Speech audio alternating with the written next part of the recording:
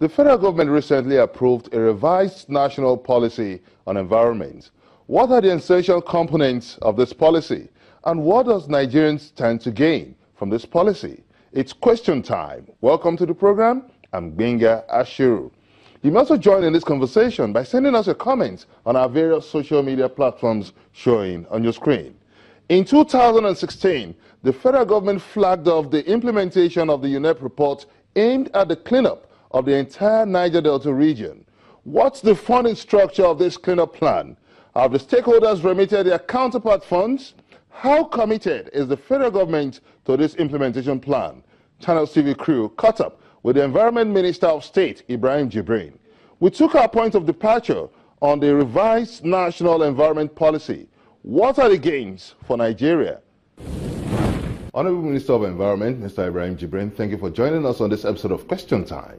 Thank you, Benga, and you're welcome to the Federal Ministry of Environment. Already the federal government, the Ministry of Environment in particular, has been making a strong, robust campaign about the national determined contribution in the environment sector. And with the federal government recently approving the revised national policy for environment, what is the main thrust of this revised national policy, and what are the gains for Nigerians? Well, this policy aims to reposition the entire environment sector in such a way that we will end up with a sustainable environment, unlike in the past where emphases are wrongly placed.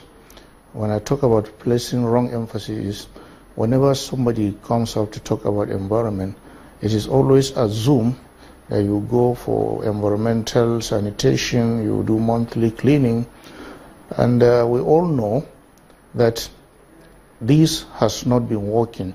Even when you corner people and ask them to sit in their houses and do the cleaning on a monthly basis, you realize that they just sit in the house, and when it is after 10, they come out and move on. What specifically are we looking at from this policy? A policy that is more responsive, a policy that is holistic in its approach, in such a way that we all know that environmental issues are global issues now. We are fully aware of what happened in 2015, the historic Paris Agreement. We know the president has signed that agreement. He has ratified it recently, and therefore we are among the World League of Nations that have come out clearly to identify with climate issues. So environment as a factor in all aspects of production needs to be repositioned. Whatever we are going to do will be based on sound environmental practice. And so we hold people responsible, we hold companies who are doing business in Nigeria to environmental standards that are acceptable the world over. We understand that the federal government is proposing a $20 billion green bond climate finance. That's a huge investment. What's the cost-benefit analysis of this green bond? Green bond is being floated in Nigeria as the first of its kind. It's going to be a sovereign bond, and it is geared towards reacting to our national determined contribution. Recall that before the Paris Agreement, every country submitted its intended national determined contribution. After the agreement, it became necessary for all countries to now move back and look at what they intended to do and turn it into a national determined contribution. In our national determined contribution, we decided that we want to reduce emission by 20% unconditionally, and we could go up to 45% if we are supported by other countries in the world that are interested and are involved in this climate issue. So the issue of green bond came because we want to use it to achieve our national determined contribution. And in floating the bond, we're looking at three key issues. And these three key issues cut across three ministries. We are looking at providing solar energy, renewable energy from the bond proceeds, and this is embedded in the Ministry of Power, House and Work. We are looking at transportation sector, and we're partnering with the Federal Capital Territory Administration. The Minister has graciously given us the entire FCT as a laboratory, and anybody who is conversant with activities within the Federal Capital Territory will realize the inflow of traffic early mornings on three segments, from Abuja to Suleja in Niger State, from Abuja to KFA in Nasarawa State, and from Abuja to Gwagwalada.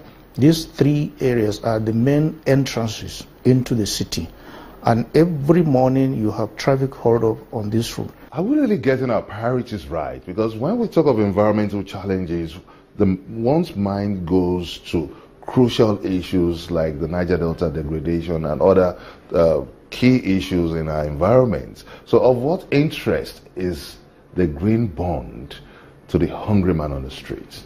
You talked about the green bonds, and I'm trying to tell you the pipeline projects that are in this green bond.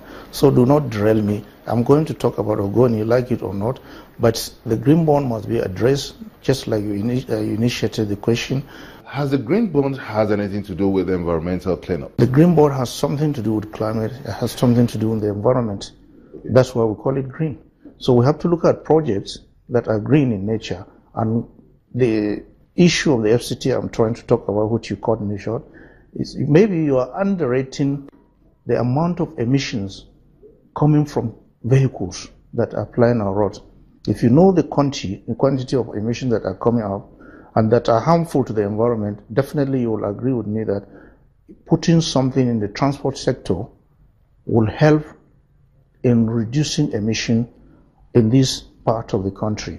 And whatever sector we are going to put in place, definitely it is aimed at getting a green activity that will be useful and make our environment sustainable and livable.